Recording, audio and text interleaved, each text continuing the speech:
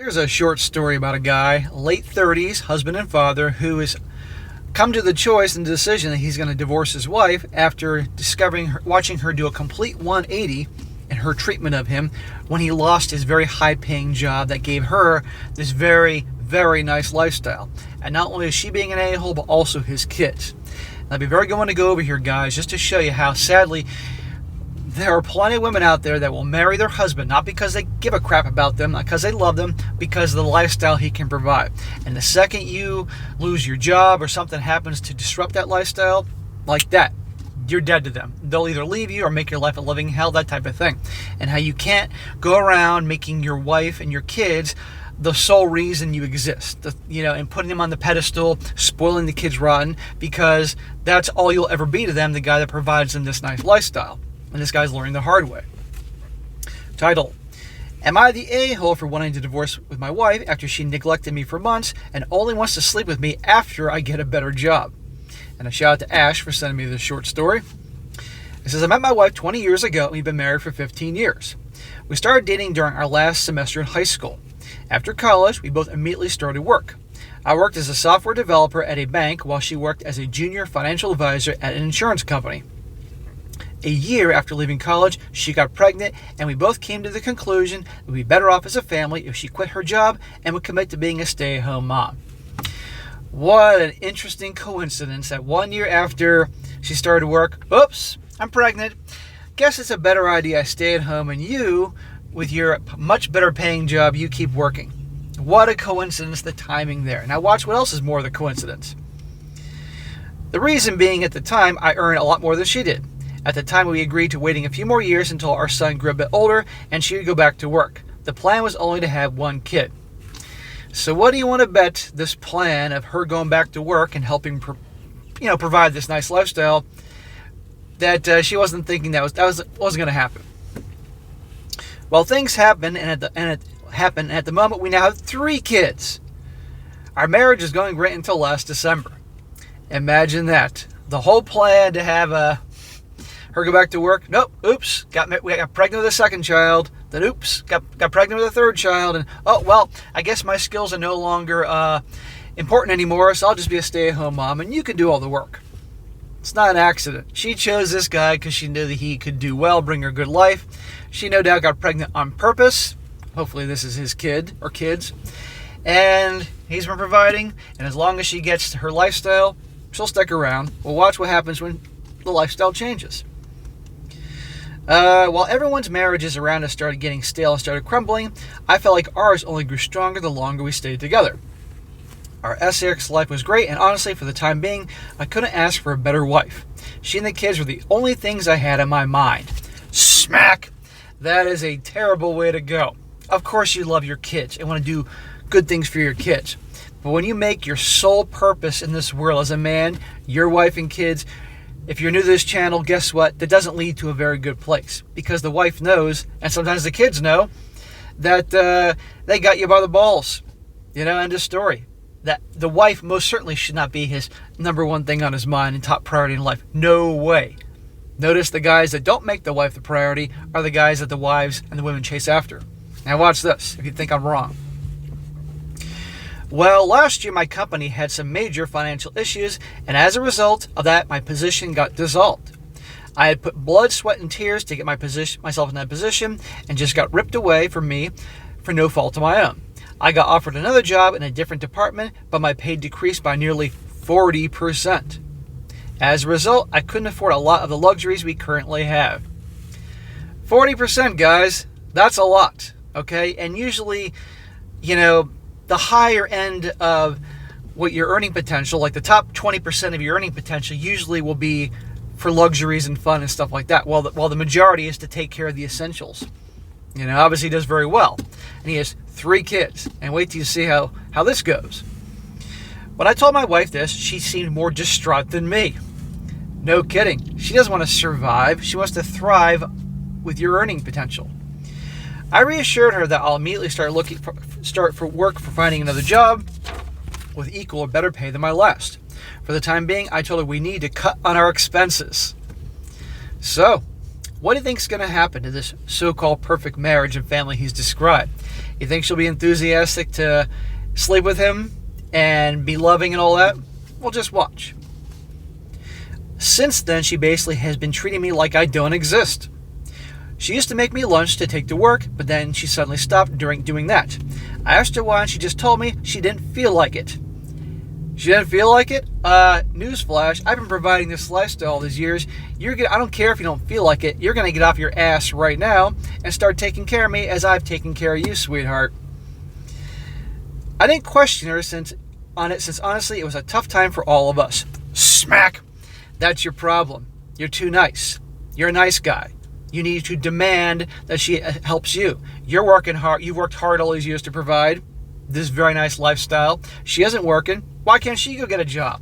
Kids are obviously old enough to be in everything from grade school to junior middle school to high school, probably. She can go get a fucking job or restart her career now. No. No, she wants to use this guy. You don't ask her these things. You make demands. You act like a fucking man because she doesn't respect you. Then she slowly stopped showing me any affection. She refused to kiss me goodbye when I went to work. She refuses any advances I made towards her and refused to go on our usual dates. Her reasoning always was that she wasn't in the mood. Well, bitch, you're going to get in the mood. I again didn't question her about that since I thought our financial situation was eating at her. Smack! Again, more nice guy shit. You think she respects you? Think she wants to sleep with you now because anybody can lose their job and have hardships. That's what life is. You're going to have a lot of hardships and things come out of nowhere. And that's when a person's loyalty is tested. Wait to see how the kids are with this guy. The only time she cared to start conversation with me was to ask me if I was getting close to finding another job. Bro, you're being used. She doesn't give a shit about you. You can't be married to someone like this. Okay, fine, yeah, things are turned upside down a little bit for a while, but if she truly cared, she'd be offering to get another job, to reignite her career. She'd be offering to cut back. This ain't love and support. My first child, my son, and my second eldest, my daughter, started following suit. They wouldn't talk to me unless it was asking me for money. They would constantly throw temper tantrums over their extracurricular activities being canceled whenever I tried talking to them about their behavior. My son almost looks at me with disgust whenever he sees me returning from work. Okay, I can get them being upset that, they had to cut back on some extracurricular activities, going to karate or ballet, whatever the hell the kids do. And obviously not getting the things they're used to.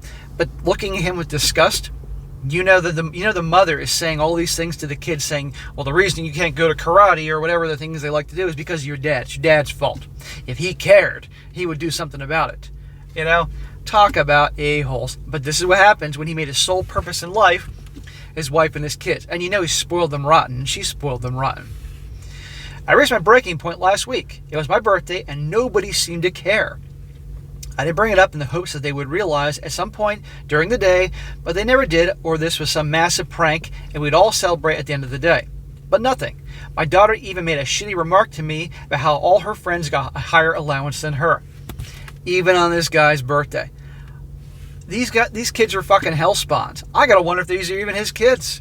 What a bunch of assholes. I remember just breaking down in tears that night. Nobody can blame you, man. And I'm sorry for you. But you brought a lot of this shit on yourself. They're assholes. Even your kids. But absolutely. But you spoil them rotten. And you're not checking them like you should. I just felt like an afterthought in my own family. It felt like all their love for me, and he says that in quotes, was based on how much money I earned. I remember my wife rolling over and in an annoyed tone asked what was wrong. I just lost and I asked her if I even mattered to her at all. I asked her why she's been treating me like a roommate since I changed positions. When the last time she kissed me was, we had sex, and so on. She just replied with you'll get it when you get a better job, when I get my Mercedes back. Oh, God. He said I had to give it back since I couldn't afford the payments on it anymore. And when Lisa, the second child, gets her horse riding lessons back. So the daughter is one of those horse riding girls. Those girls are usually spoiled little shitheads. And, of course, they didn't own the Mercedes outright. It was on a loan. I bet you they probably don't have a whole lot of cash because the wife spends it on everything. This is what happens, guys, when guys don't have content like mine to teach them about reality and letting them be a freaking ATM to their wives and all that. This poor guy. While still crying, I just told her I want a divorce and got up and started packing a suitcase.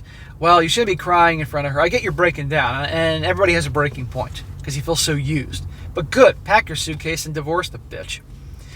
She told me to stop being a baby and to get back in bed, and maybe this is the reason I lost my job. Jesus, she is heartless.